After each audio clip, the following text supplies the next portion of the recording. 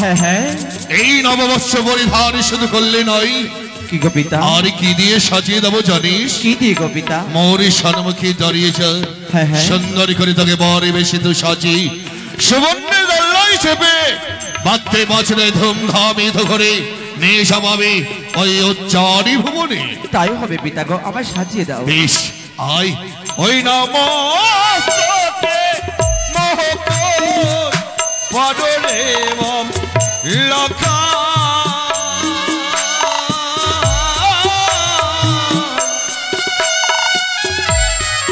ওই আমার পাহাড়ি আর দোলাল রে না পিতা, না পিতা না, কেন?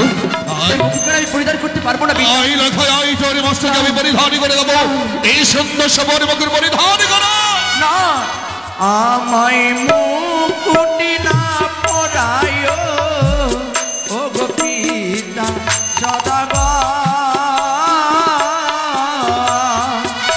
আমায় মুকুটি দেখিয়া ভয় লাগে, প্রাণী মরি কাঁদে গো। লখায় কি বলছিস?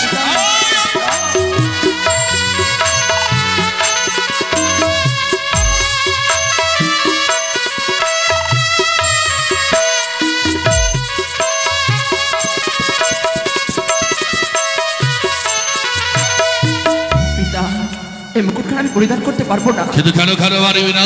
কেন জানো পিতা? জানো কেন কেন? ওই না মুকুটের ওপরে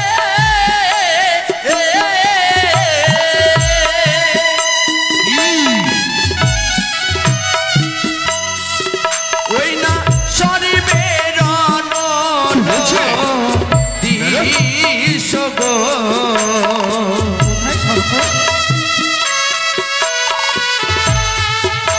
আমার পিতা সদা গর্ব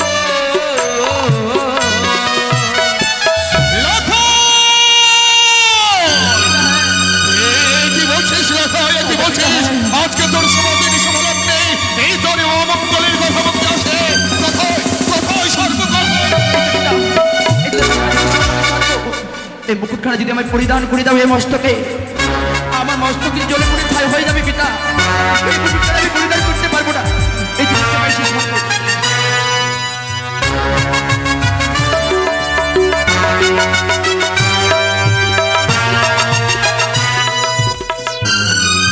দাঁড়াই, এই মস্তকের মুকুটের উপরে তুই কি কোথাও সর্প দেখতে পাচ্ছিস? না তো, এর মধ্যে কোনো সর্প নেই বাবু। কিন্তু লক্ষেন্দর যেন বারে বারে একই করে এই কথা বলে, এই সর্পের প্রতি এই মুকুটের উপরে যেন সর্পের দৃশ্য দেখতে পাই। আজ যখন পরিধান করতে যাই, লক্ষেন্দর যেন উল্গারে ভাবে চিৎকার করে বাবা বাবা। বাবু গো, আমি একটি কথা বলবো বাবু। বল। আমার দাদু ভাই যদি এই মাথার এই মুকুট দেখে যদি ভয় পায়, তাছাড়া অন্য তো রয়েছে, মালা রয়েছে, তাকে নিয়ে বর ভেসে সাজিয়ে দিন।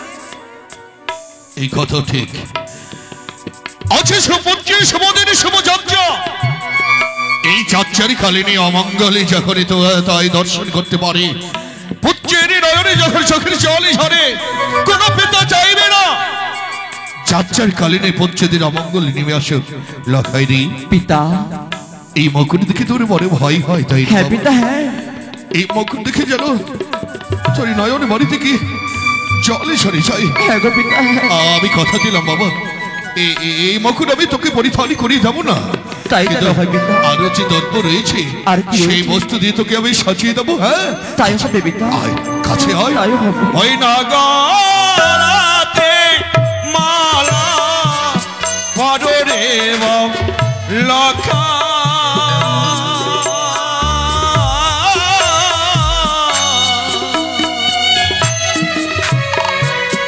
ও আমার পাহাড়ি আর দোলাল রে।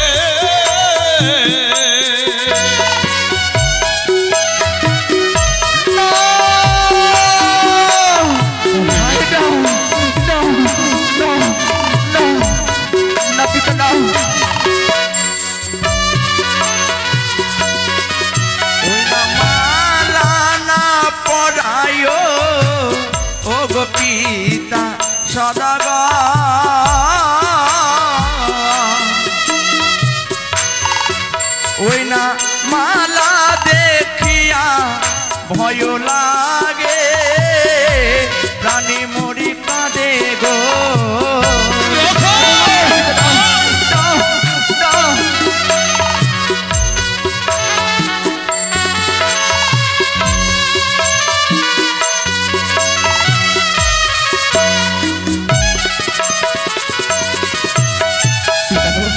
এই মালাখানা আমায় পরিধান করিয়ে দিও না পিতা। কি বলছিস তুই? এই মালাখানা যদি আমায় গলে পরিয়ে দাও তাহলে আমার গলে যে দাও দাও করে জ্বলে ছাই হয়ে যাবে পিতা। কিন্তু কেন কেন?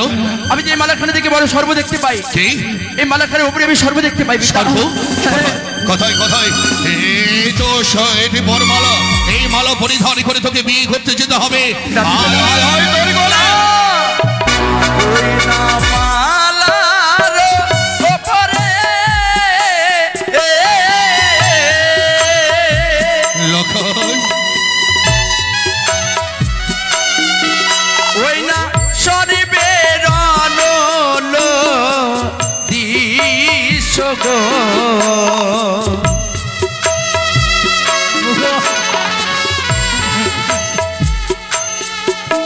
আমার পিতা সদা গড গো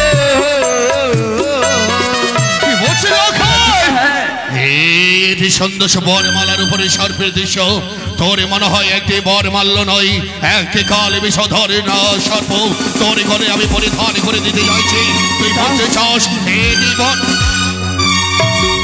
নেরা? আচ্ছা তুই বল, তোর কি মনে হয় কোন পিতা চাইবে একটা মাল্যর বিনিময়ে কাল বিষধর সর্পপুত্রের গলায় পরিধান করে দিতে? বল বল চাইবে না বল। পিতা, চাইবে না। তাহলে কেন কেন লক্ষিন্দর যেন বারে বারে আমায় বাধা করে? যখন যে বস্তু আমি পরিধান করতে যাই সে সময় যেন বারবার করে চড়ি করে মিনতি করে পায়ে হাতে ধরে করে পরে বলে, বাবা তুমি আমায় মুকুটমালা পরিধান করে দিও। বাবু, আপনারই কথা বলো বাবু। কে বল? যে মা হরগৌরী আপনাকে হেমতাল যষ্টি দিয়েছিল, আপনার হেমতাল যষ্টি কোথায় রেখেছেন আপনি? ও কথা ঠিকই বলেছিস।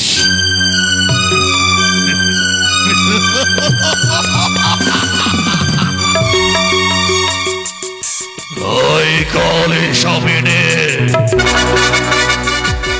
তুই আমার বচ্চকে ভয় দেখা, হ্যাঁ? এই কোটেশ্বর বন্ধ যতদিন ধরার পবিত্র মাটিতে বেঁচে থাকবে তোর মতো নাগিনী চাঁদের আর তিল পরিমাণ ক্ষতি করতে পারবে না। তুই আমার বচ্চকে ভয় দেখাস, সর্বের ছায়াদেশ পারবে না। খেয়েছিস আমার ছায় বচ্চ, সে সাধনার ফলে সীমান্তল্লভ লক্ষিন্দরকে পেয়েছে। এই লক্ষিন্দর হবে আমার। হাতে নয় হাতাল যষ্টি বলে তোর মতো নাকিনি আমার পত্রের নামে সর্বের ছায়াদেশ যে দেখে নাকিনি মাথা চট্টিকারে নামে ধরে এই মুহূর্তে আমি হাতাল যষ্টি ধারণ করব। তারপরে দেখবো তোর মতো পাপিষ্ট আচারী নাকিনি সে জোয়ার বেদিনী আমার পুত্রকে কি করে সর্বের ছায়া দিতে পারে। জয় মা ভবানীর জয়, জয় মা ভবানীর জয়, জয় মা ভবানীর পিতা। জয়। এবার সেই দায়িত্ব কোন দস্যুতার প্রতিছবি এই মালা মুকুটের উপরে। পিতা গো, এক্ষণে পূর্বে দেখলাম এই মালা মুকুটের উপরে রয়েছে সর্ব, আমি তো আর সর্ব দেখতে পাই না পিতা। বলেছিলাম না পুত্র পিতা কি তোর ভুল ধারণা মনের ভ্রম। যে দেখ তোর বরযাত্রী যাবে বলে সকলে দাঁড়িয়ে আছে, সকলে আনন্দে আত্মহারা হয়ে পড়েছে। হ্যাঁ, অজ্ঞানের প্রতিবাসীদেরকে দেখাবে বলে, তোকে বিয়ে করতে নিয়ে যাবে বলে সকলে দাঁড়িয়ে আছে। ওই তো হাতির বৃষ্টি চেপে ঘোড়ার বৃষ্টি চেপে সকলে দাঁড়িয়ে আছে। আয় আয় আয় তোকে আমি সাজিয়ে দিই।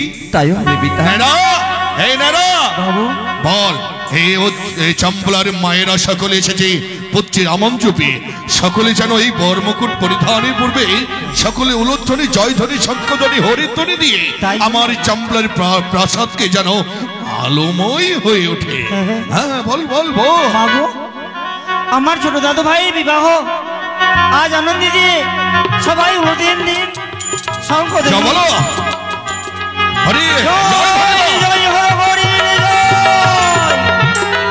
জয় জয় শঙ্কর হরি জয়।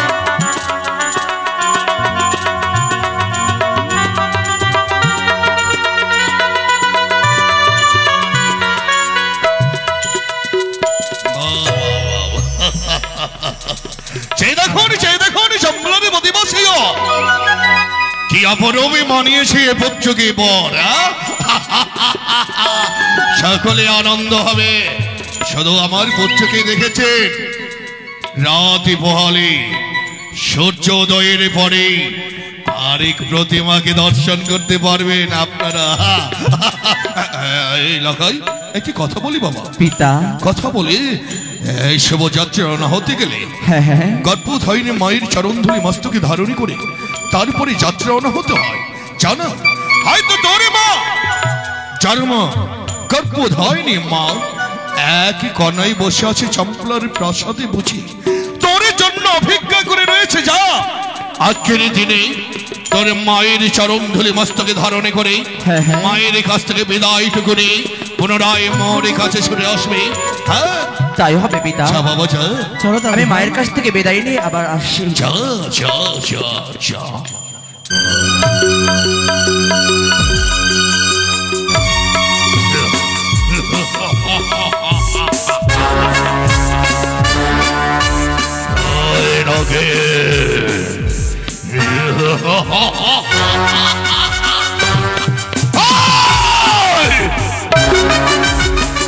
সে জোয়ার বেদিনী দুরাচারী কেমন আভাতারি তুই অনেক ক্ষতি চেয়েছিস যাদের পুত্রকে দংশন করবে।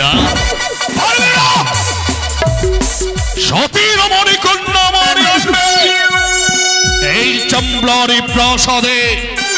যে একটা মরা মাছকে চিত্তান করে দিতে পারে, যে অস্তকণ্ড লহর গলায় সিদ্ধ করে দিতে পারে, তার স্বামীকে কি করে দংশন করবে ওই লোহর বাসরে ঘরে। আর তুই টুকরে টুকরে কাঁদবি ওই সে জুয়া বসে। চম্পলার একে নাম একে শব্দ হয়ে উঠবে, ভয়ঙ্কর শব্দ প্রত্যেকের কর্ণে কর্ণে পৌঁছাবে। সেই অন্য কিছু শব্দ নয়, শব্দ যদি হয় তাহলে হবে মনসা বিদ্রোহী চাঁদ সদাগর।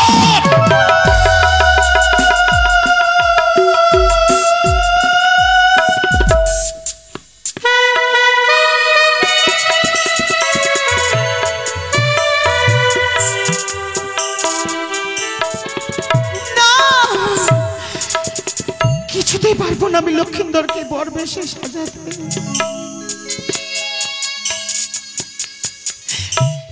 এই মনপ্রাণ হৃদয়ে শুধু পাথরে চাপা দিয়ে এক এক করে সকল বিধি আমি শেষ করেছি। অমনি সময় স্বামী এসে বললেন, সনকাগো বর বেশে সাজিয়ে দাও তুমি তোমার প্রাণাতিক রতন দুর্লভকে। মালা মুকুট হাতে নিতে মনে পড়ে যায় আমার আজকের দিনের কথা, মনে পড়ে আমার সেই দিনের কথা যেদিন ধাত্রীমা তার সত্য কথাটি প্রকাশ করতে করতে জীবনটুকু শেষ করে দিয়েছে। দেখতে দেখতে চলে এসেছে ওই দিন আজ আমার জীবনে। তাই তো মালা মুকুট পেলে চলে এসেছে আমার শয়ন কক্ষে। কে কেউ যেন আমাকে খুঁজে না পায়, সবার চোখের আড়ালে লুকিয়ে থাকবো আমি। কিন্তু না, আমাকে যে লক্ষ্মীন্দরকে আশীর্বাদ দিতে হবে। ও তো আজকের দিনে মানবে না আমার কথা, শুনবে না আমার কথা। কি করে আমি আশীর্বাদ দেই, কি করে সকলের সামনে গিয়ে আমি আশীর্বাদ দিই? আমি পারবো না, আমি পারবো না। মা, কে? ও মা, আমি তোমার লখাই গো জননী। লখাই? হ্যাঁ,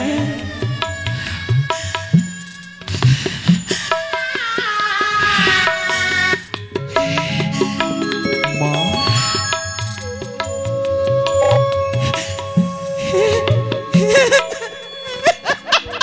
মা,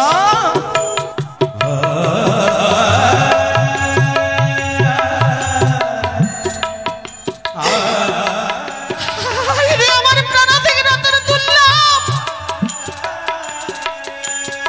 বর বেশে সেজে এসেছে মায়ের কাছে। মা, লখাই, দুঃখ করিস না বাছা। মাগো। বর বেশে সাজাতে পারিনি বলে হ্যাঁ হ্যাঁ, নয়নের জলে মায়ের কাছে এসেছো। হ্যাঁ গো মা, হ্যাঁ। আজ তুমি আমায় বড় বেশে সজ্জিত করে দিতে পারোনি বলে তাতে আমার কোনো দুঃখ নেই মা। লখাই, দেখো না আজ আমায় বড় বেশে কেমন মানিয়েছে। এ মনে হয় আমার গোলক বিহারীর নারায়ণ। মা, কি বলছো তুমি গো? এ তো আমার লক্ষ্মীন্দর নয়, স্বর্গের গোলক বিহারী এসেছে মায়ের কাছে। কি বলছো তুমি মা? কি করি আমি লখাই, তোমার জন্য আজ আমি মা গো, এই শুভ দিনের শুভ যাত্রা কালে তোমায় আমি অন্য কিছু করতে বলবো না মা। তাহলে কেন এসেছো তুমি? আজ কেন এসেছি জানো? দেখো না, আজ আমার জন্মদাতা পিতা সমস্ত বস্তু দিয়ে আমায় সজ্জিত করে দিয়েছে মা, কিন্তু আমার পিতা আমায় একটি বস্তু দেয়নি গো মা। এ লখাই, হ্যাঁ, তাতে তুমি দুঃখ পেও না বাছা। যেই বস্তুটুকু তোমার পিতা তোমায় দিতে পারেননি, হ্যাঁ হ্যাঁ, আমি দেব। 10 মাস 10 দিনে গর্ভে যখন আমি ধারণ করেছি, ওরে সন্তানের সুখের জন্য মাতা পিতা প্রাণটুকু আমি জানি মা, সেই বস্তুটি আমায় কেউ না দিলেও তুমি আমায় দেবে। বলো বাছা, কি দেব আমি? সন্তানের দুঃখ কেউ না বুঝতে পারলে একমাত্র মা বুঝতে পারে। লখাই বলো, মা, আজকের দিনে তোমার কাছে আমি অন্য কিছু চাই না মা। কি চাইবে? আজকের দিনে শুভ লগনের শুভ দিনে আজকের দিনে তোমার কাছে চাই মা, মুছে ফেলো নয়নের জলে, হাসি মুখে বিদায় করে দাও।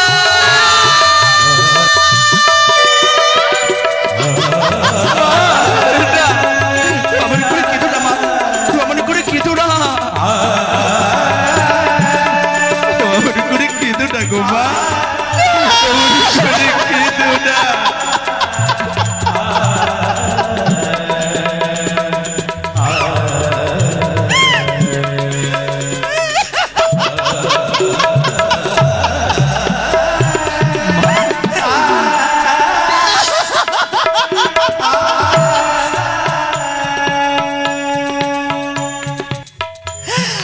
হায় রে লখাই, মাগো, মায়ের কাছে তুই বিদায় নিতে এসেছিস বাছা। হ্যাঁ গো মা, হ্যাঁ। কিন্তু তুই জানিস না বাছা, বিদায় মানে বিচ্ছেদ। এই জীবনে আমি সকলকে বিদায় দিতে দিতে জীবনের শেষ কাঠ গড়ায় এসে আমি দাঁড়িয়েছি মা, আমি যখন সকলের কাছে দুহাত পেতে ভিক্ষে চাই, বিদায় দাও বিদায় দাও, কিন্তু কেউ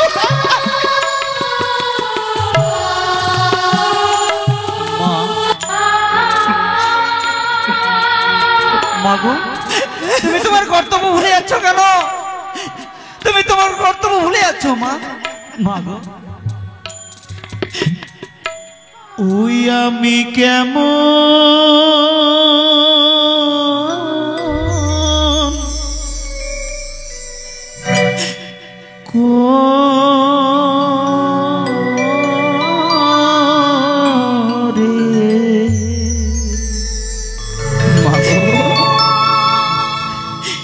দেব বিদায়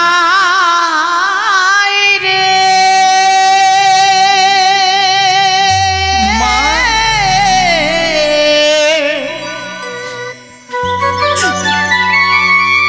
ওরে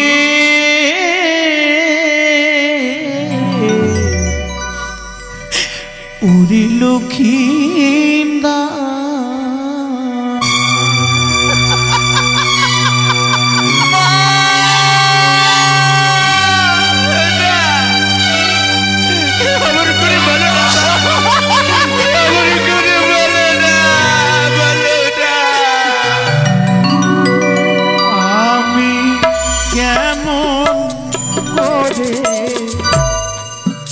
দেব বিদায় রে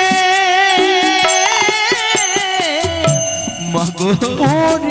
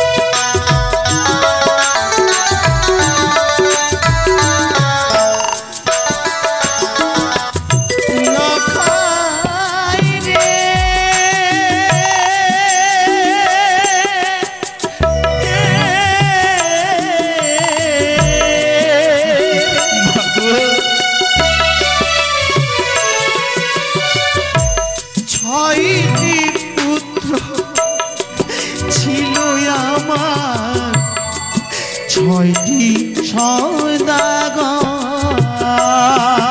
মাগো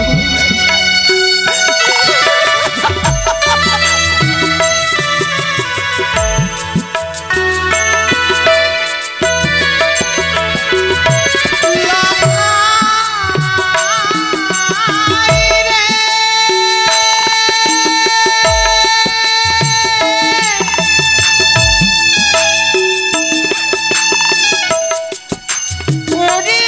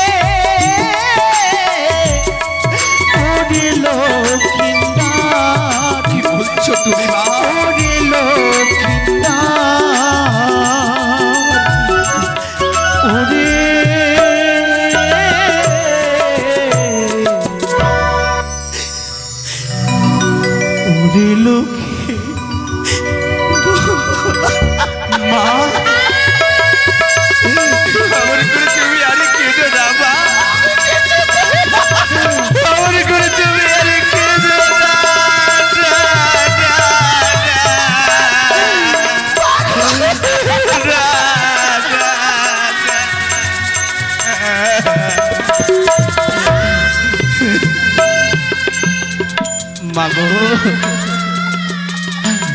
অমন করে তুমি আর কেঁদো না মা। লখাই অমন করে কাঁদলে যে আমার যাওয়ার পথ যে পিছল হয়ে যাবে জননী। লখাই হ্যাঁ, কোন সন্তানের আগে যদি কোনো মা কাঁদে সেই সন্তানের মনখানা ভালো করে না মা। সেই সন্তানের শুভ কাজ কখনো সম্পন্ন হয় না। তাই মুছে ফেলো নয়নের জল। এ তোমার লখাইকে একটিবার হাসি মুখে বিদায় করো, আরে দু হাতে তুলে আশীর্বাদ করো মা। আমি যেন বিবাহ কাজে সম্পূর্ণ করে আমার যেন ফিরে আসতে পারি মা। আমার যেন তোমার কোলে আমি ফিরে আসতে পারি।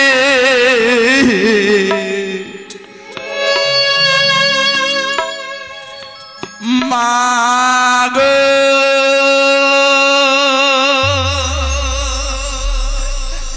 দাদু ভাই মাগো লখাই মাগো গো মা, বিদায় করে দাও গো আমারে মা। না লখাই তুমি ছাড়া কোথায় পাবো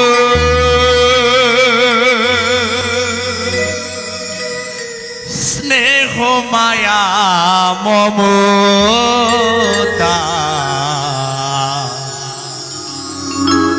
তুমি ছাড়া কোথায় পাবো এত ভালোবাসা। বিদায় করে দাও গো আমার মা। লখাই ও মা, বিদায় করে দাও গো না লখাই না মা গো মা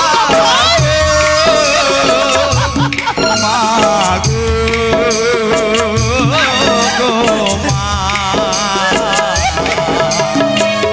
বিদায় করে দাও গো আমার মা।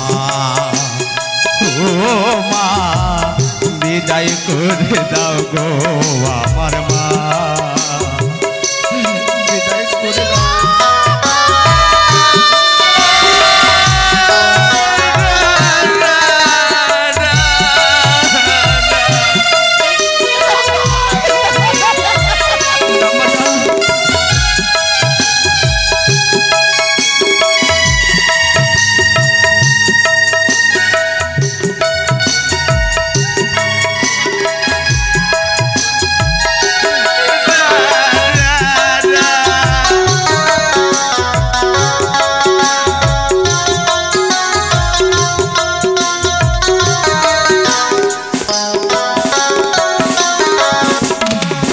ঘরে ফিরতে দেরি হলে মায়ের ঘুম হতো না, চেয়ে থাকতো পথের দিকে ওই বুঝিল সোনা।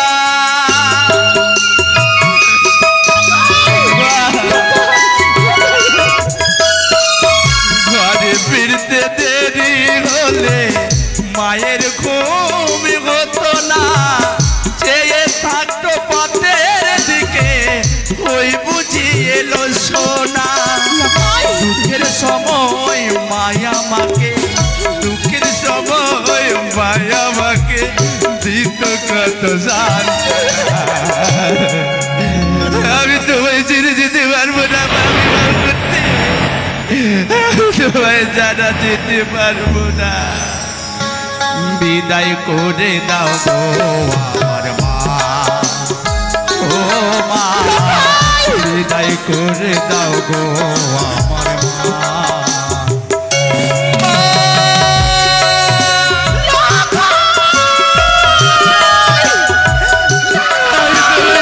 যেতে পারবো না।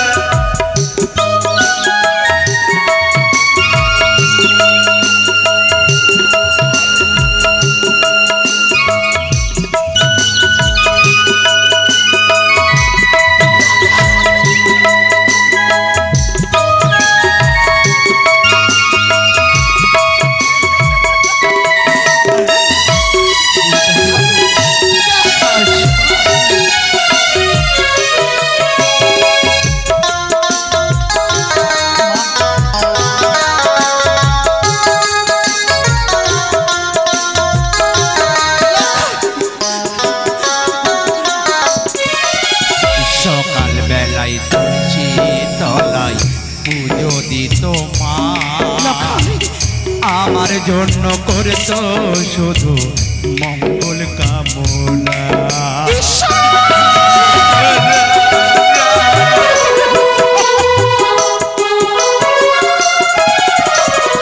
সকাল বেলায় তুলসী তলায় পুজো দিত মা আমার জন্য করেছ শুধু মঙ্গল কামনা তোমার কোলে মাথা রেখে পেতাম কত দুঃখ ভুলে যেতাম মাগো দেখলে হাতে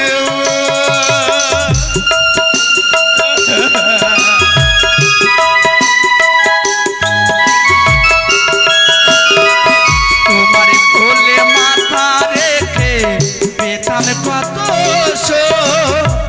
দুঃখ ভুলে যেতাম মাগো দেখলে কাছে লখায় বলে মায়ের মতো লখায় বলে মায়ের মতো নেই আপন জনা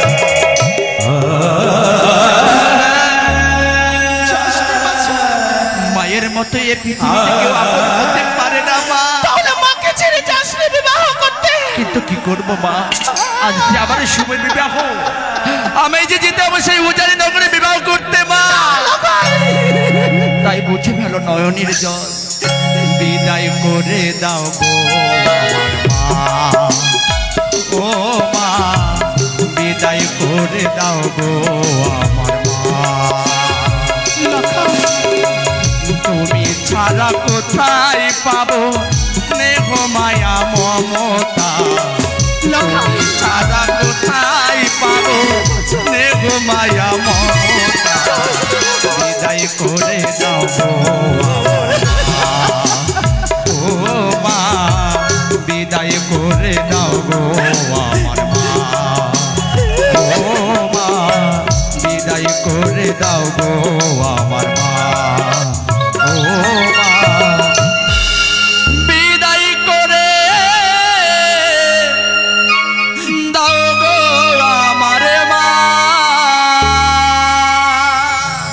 মায়েরা বুঝি এই কামনাই করে কেন গো মা সন্তানের জন্য প্রতিদিন যেমন ঠাকুরের কাছে কামনা করি মাগো আজ মায়ের ভালোবাসার দাম এই দিয়ে যাবে বাছা। কি বলছো তুমি মা লখাই মায়ের শাড়ির ছোট্ট অঞ্চলে আমি তোমায় লুকিয়ে রাখবো সত্যি বলেছো তুমি এই অঞ্চল থেকে যেন কেউ কেড়ে নিয়ে যেতে না পারে লখাই। সত্যি বলেছো তুমি মা সত্যি বলেছো আমিও তোমার নয়নের জলে দেখে আমিও যেতে পারবো না সেই বিবাহ করতে মা তাহলে এসো না লক্ষিন্দরের এত বিলম্ব হয়ে গেল লক্ষিন্দরকে পাঠিয়েছে তার মায়ের কাছে বিদায় এনে দেই কিন্তু এত বিলম্ব অপরদিকে সকলে বরযাত্রীগণ দাঁড়িয়ে রয়েছে লক্ষিন্দরের জন্য কিন্তু না না না হয়তো শালুকাকে বিদায় করতে পারেনি আমি ছুটে যাই ওই লক্ষিন্দরের কাছে শালুকা শালুকা শালুকা শালুক এই নারায় তোর মা কোথায় রে এই নারা খাচ্ছিস কেন কি হয়েছে হ্যাঁ ও শাহরুখা তুমি কি গো বেনে আজকে বিবাহের নিমন্ত্রণ পাবার পর সকল আত্মীয় স্বজন এসেছে এই রাজপ্রাসাদে হ্যাঁ এসেছে যা রাজপ্রাসাদে 6টি বৌমা দুঃখে তাদের মন প্রাণ হৃদয় ফেটে যায় তাদের চোখের সামনে তুমি আমার শয়ন কক্ষে এলে ছি ছি ছি ছি আমার লজ্জায় মাথা না শাহরুখা আমি আসি তুমি চলে যাও বেনে আমার লজ্জার হাত থেকে মুক্ত করো হ্যাঁ মুক্ত করবো কিন্তু তার আগে বলো লক্ষিন্দরের কথাই লক্ষিন্দর তো আমার লক্ষিন্দরকে কাছে আসেনি হ্যাঁ লক্ষিন্দর তোমারই নিকটে না গো না তাহলে তাহলে লক্ষিন্দর কি জীবনে আমি কোনোদিন তোমাকে মিথ্যে কথা বলিনি হ্যাঁ বলনি আজও মিথ্যে কথা আমি বলবো না কই ওই দেখে দেখে দেখি লক্ষি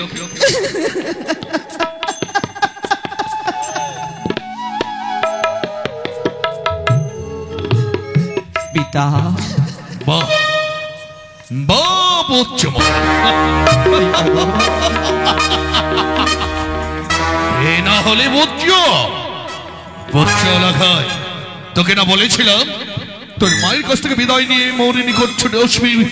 অবিভক্ত বছরে ধুমধাম করে হাতি ঘোড়া বৃষ্টি চেপে যাব ওই উচ্চারণ ভবনে তোকে বিয়ে দিতে। আমি পারিনি পিতা। কিন্তু কেন?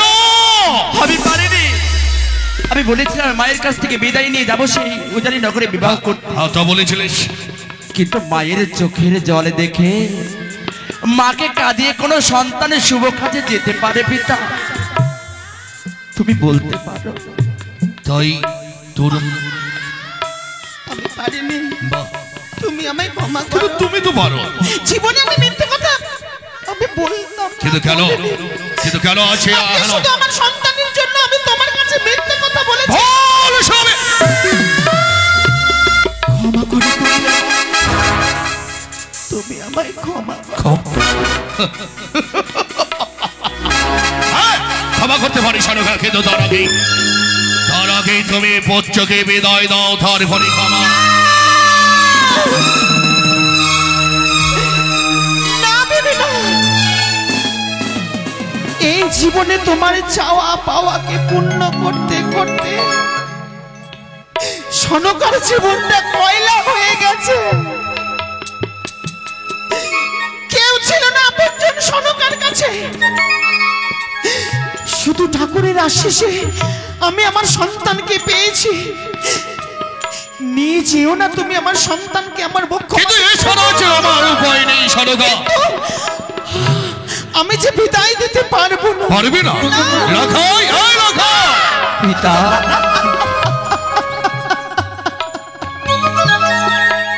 লক্ষেন্দরের জন্য প্রয়োজনে এই প্রাণটুকু আমি তোমার চোখের সামনে শেষ। কিন্তু লক্ষেন্দরকে আমি বিদায় দিন।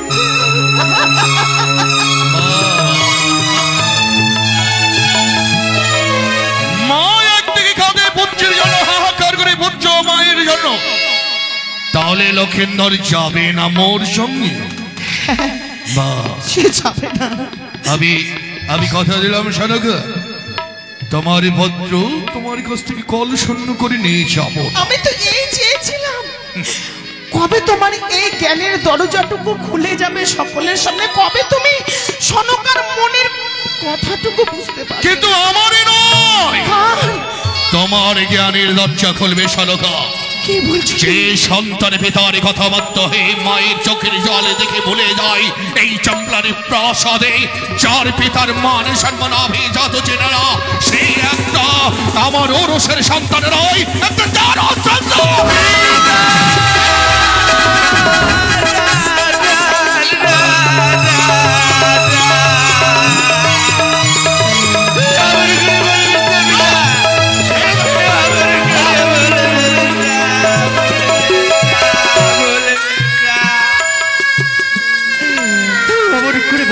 পিতা, আকাশের চন্দ্র সূর্যের গায়ে কলঙ্কের দাগ থাকতে পারে পিতা, কিন্তু আমার সতী সাবিত্রী মায়ের গায়ে কখনো কলঙ্কের দাগ থাকতে পারে না।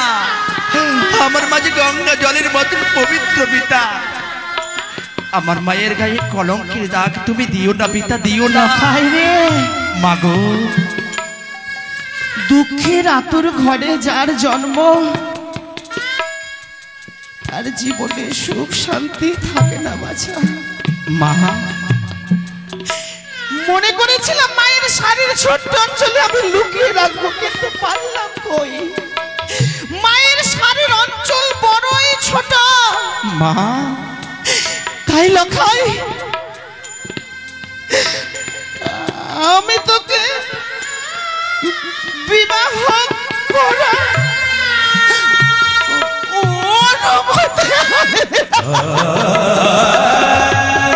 এসো, চল চল চল, তোর মাকে দেখবি। আমরা সূর্য উদয় হলে পুনরায় ফিরে আসবো। আসি,